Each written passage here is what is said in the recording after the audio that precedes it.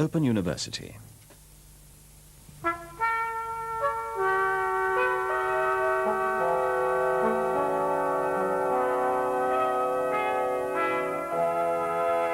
Hey class, I'm a little bit pissed off, at least I was this morning for about half an hour, because I read Alexis Petridis in The Guardian talking about how the Sleaford Mods album, which is called English Tapas, which is their post-Brexit album, how amazingly fast they had been to get an album out within 6 months of the Brexit vote, and how they're kind of like troubadours, and he says...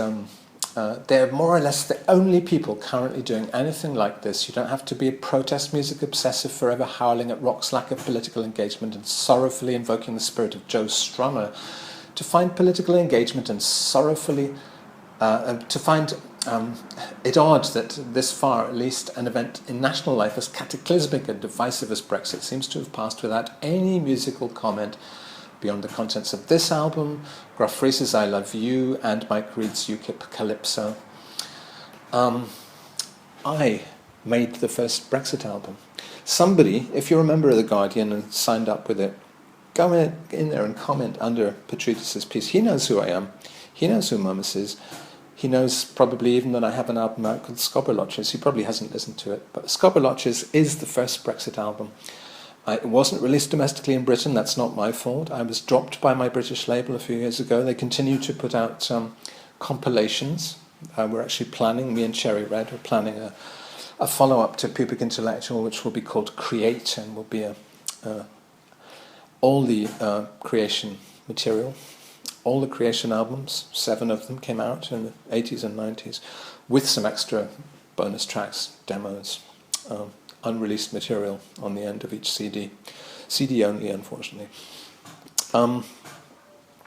So, you know, I guess fair enough, he's just talking about what came out in Britain. I was forced out of my British release schedule and released in America, weirdly enough.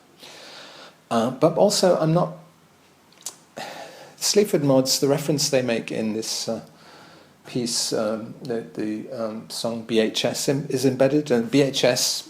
For those of you outside the UK, BHS was a British high street store, an emporium of clothes and household goods, which was actually set up by American investors, very typically British in the sense that it stands as a symbol for the crapness of England, but actually it was American. And just about the time the Brexit vote happened, BHS went out of business, closed its stores. So Jason Williamson, who's the singer-songwriter in the Sleaford Mods, obviously saw it as the perfect apt and topical metaphor for Britain. We're going down like BHS, he sings. Number 3 for 2 and number 4 for 1. We're going down like BHS while the able-bodied vultures monitor and pick at us. We're going down and it's no stress. I'm laying over the knuckle-dragging exodus. We're going down like BHS while the able-bodied vultures monitor and pick at us. We're going down and it's no stress. We're going down like BHS.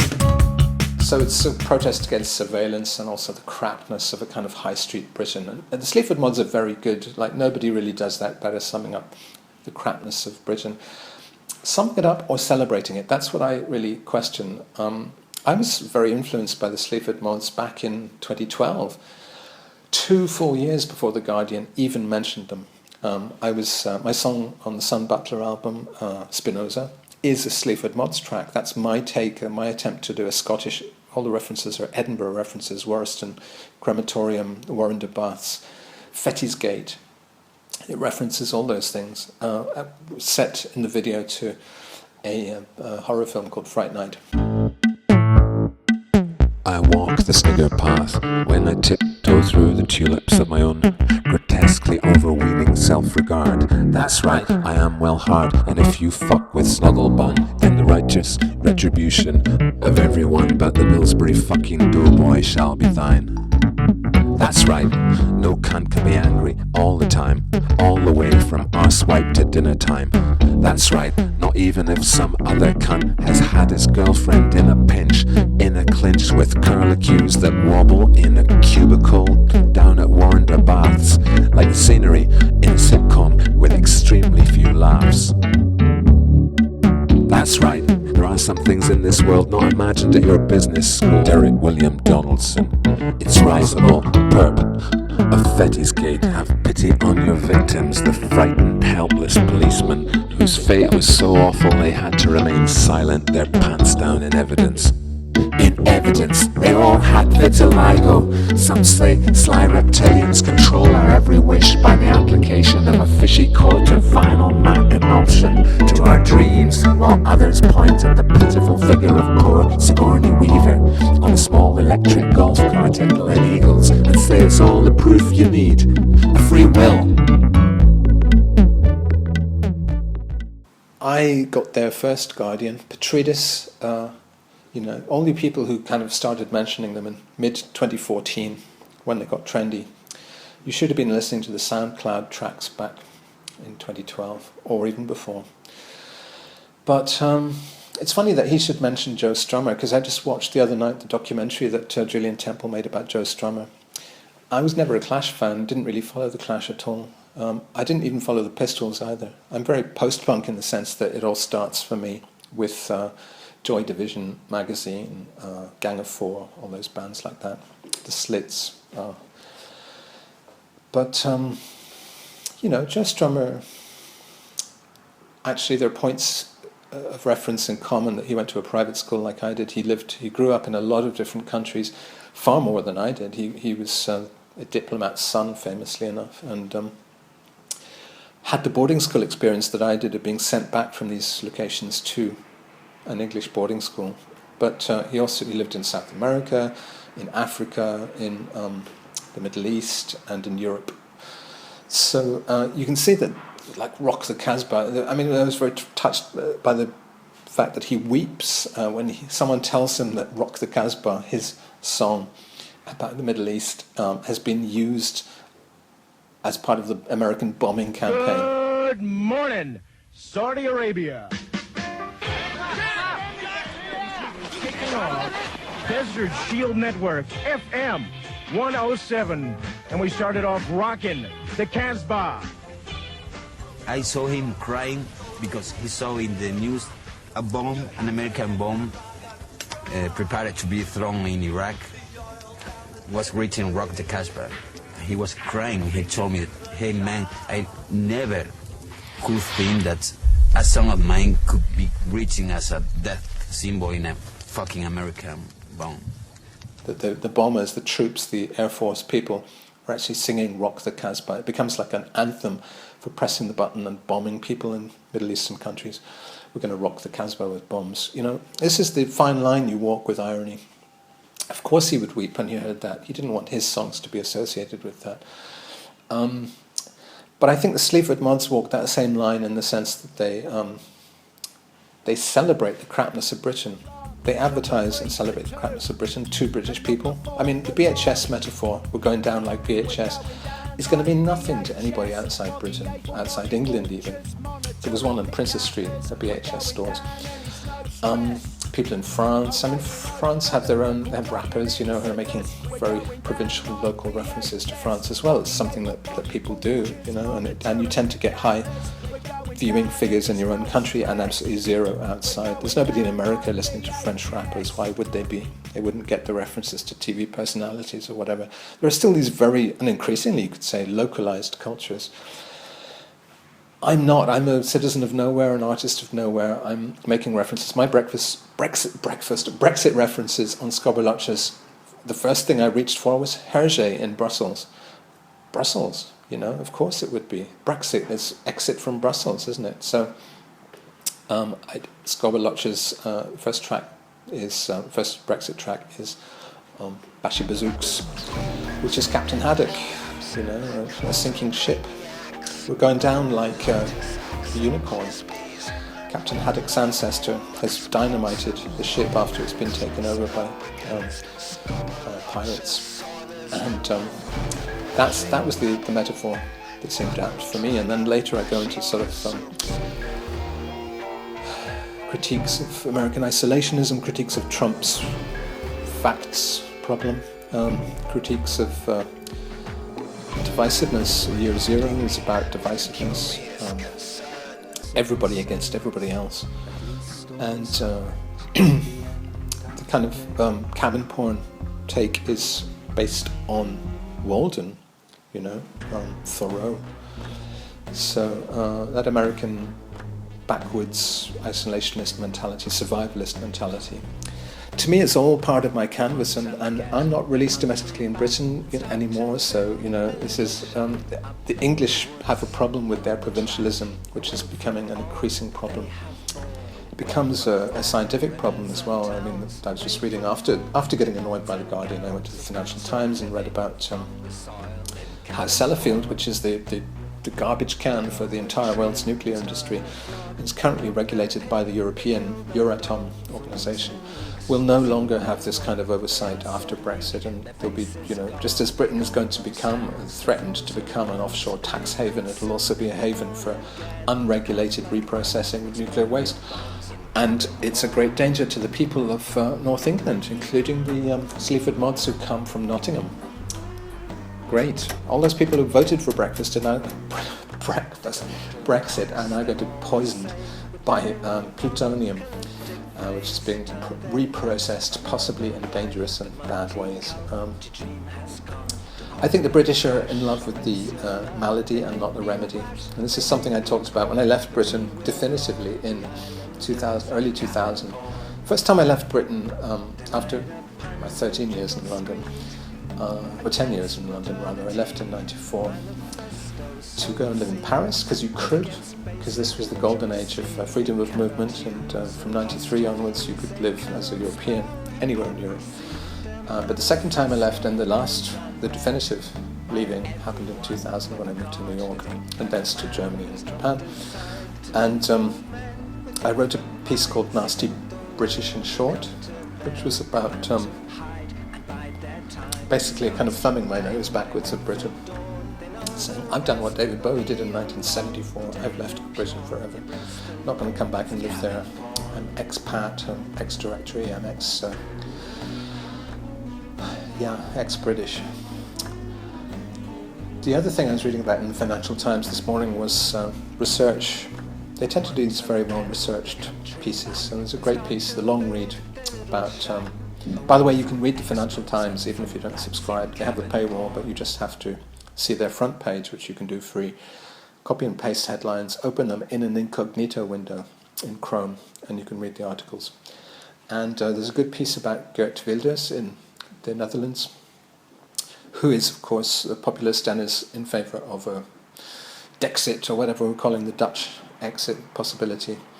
And his appeal is to people who don't have college degrees. He's appealing to stupid Dutch people. It's not old or young. In Britain, it is the old generally who vote for Brexit, who have voted for Brexit. In Holland, it's not the old or young. It's not the rural or the urban. It's not the those who have any proximity to immigrants or not. It's whether you're educated to college level. If you have a degree, you are not going to vote for Geert Wilders.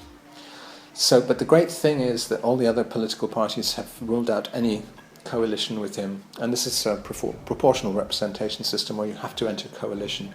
If you get 20% of the vote, there's no first past the post nonsense in Holland.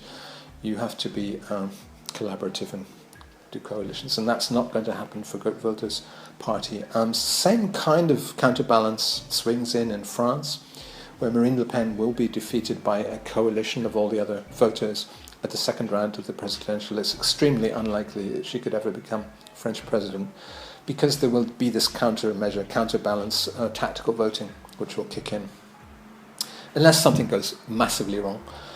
Britain doesn't have that, because we don't even have a Labour Party which is anti-Brexit.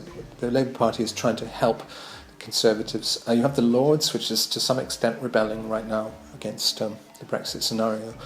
And you have Nicola Sturgeon, God bless her, and the Scots. And you also have the money markets, because every time anything progresses towards Brexit in Britain, the pound loses a little bit more, gets weaker. So you have these kind of a coalition of the pound, the Scots, and the Lords. What a weird coalition, but it doesn't seem to be stopping the process, does it? We'll have to see. I don't think it's... I think Scotland is going to have to split off, and therefore the anti-nationalism solution is a kind of nationalism. This is a problem of logical consistency. But anyway, yeah, I was thinking about Joe Strummer. There's nothing wrong with being Joe Strummer. Petridis in this article sort of suggests that these people are tedious. These political troubadours who are topical are somehow tedious, and that it's a bit.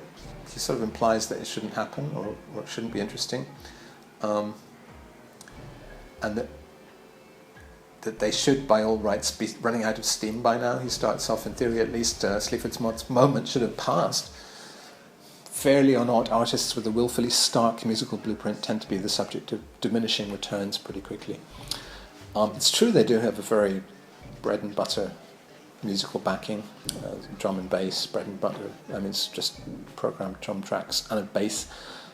It's powerful, but it's also kind of a little bit too Puritan, I think. Even The Fall, compared with that, The Fall have some really interesting krautrock influences and kind of avant-garde music influences and strange instruments playing and tape effects and things like that, whereas Sleaford mods tend to just be heads down, no nonsense programming, boogie. The Open University, the last good thing that Britain did, Harold Wilson actually came up with it. Pretty sure it was Harold Wilson. It was part of that post-war thing of let's give people free health, free education, free everything. Universal basic income, that's a possible development coming up, which could be a little bit like a health service or a little bit like an open university. Open wages. And Finland is actually currently debating that. I will be flying, that'll be my first point on my tour in early April, fly back to Finland, take the boat to Tallinn, Estonia. Currently a little bit edgy because the Russians, emboldened by the fact that they know the Americans are in their pocket and the Americans are not going to object if they invade some new countries. What they did with Ukraine, they may now be wanting to do with Estonia, Latvia, the Baltic republics. So this is why Sweden is currently reintroducing conscription. They think that there may be problems with the Russians in the Baltic Sea area, which they are controlling and, the main power on. But yeah, the Finns always more progressive than other countries. The Swiss also, I think, voted against basic income recently, but at least we're talking about it. A lot of economists now think it's a good idea. Anyway, yes, my tour going from Helsinki to Tallinn to London, playing a few gigs in benighted Brexit Britain, then getting the hell out of Dodge, going across to Berlin for a month. Got a place on Hermannstrasse in Neukölln for a month and doing some events, enlightened artistic events in the enlightened artistic city, and then heading to Italy and for the Venice Biennale and for a couple of events in Italy as well. Possibly to Greece, I'm not sure, I haven't decided yet. And then to Germany. There's also a second stage in Britain where I play a Bowie tribute in Hull and also see my family in Scotland. And then to Germany for Documenta, and then back to Japan from Frankfurt. Frankfurt, my current point of entry to Europe, and so I'll be back for the really hot and wet Japanese months. Asia, Europe, those are where things matter for me, not just for me. Part of the US isolationism is that even the US is paying more attention to Asia now than to Europe, and there is talk in the Financial Times of the European Union crumbling. Jean-Claude Juncker just laid out 5 possible scenarios for the future of Europe, 1 or 2 of which imply slimming down and crumbling away of the European, all but some of the basic judicial layers of the infrastructure in Brussels, but some of which also call for closer union and a more political and militarized union as well, which ironically would be to the advantage of the Americans to have a more coordinated military unity in Europe. I'm all for more for ever closer union. there's also talk of a two-speed Europe where it would be France and Germany, basically, the core of countries, including possibly even North Italy. That North Italy would sort of secede from South Italy and join the core group of Central and North European partners in a kind of slimmed-down two-speed Europe. Obviously, the right wing is in Eastern Europe, like the Poles and people, and the losers like the Greeks and the Portuguese who can't survive economically would be in the second tier, and Britain, Brexited Britain, would be left outside altogether. Anyway, developments. It's a nice sunny day out there. The light sparkling on the water. No new dreams to report. I haven't written any dream this morning. Can't even remember what I dreamt. But some new sweaters, which you'll see in due course. So I just wanted to tell you, in a slightly jumbled and confused way, about what I read in the papers this morning and what I'm doing, because I'm booking flights and being a travel agent. I actually enjoy being my own travel agent and setting up these tours myself. And the tours are existentially self-justifying, if not financially. That I raise enough money by playing in these various venues to have the kind of month or 2 months travelling around and soaking up impressions that I want. So just the occasional concert here and there to finance my lifestyle, which is a lifestyle of being open to landscape, scenery, art, and people as well, because I'll be more sociable on the road out there in Europe. Yeah. Open University.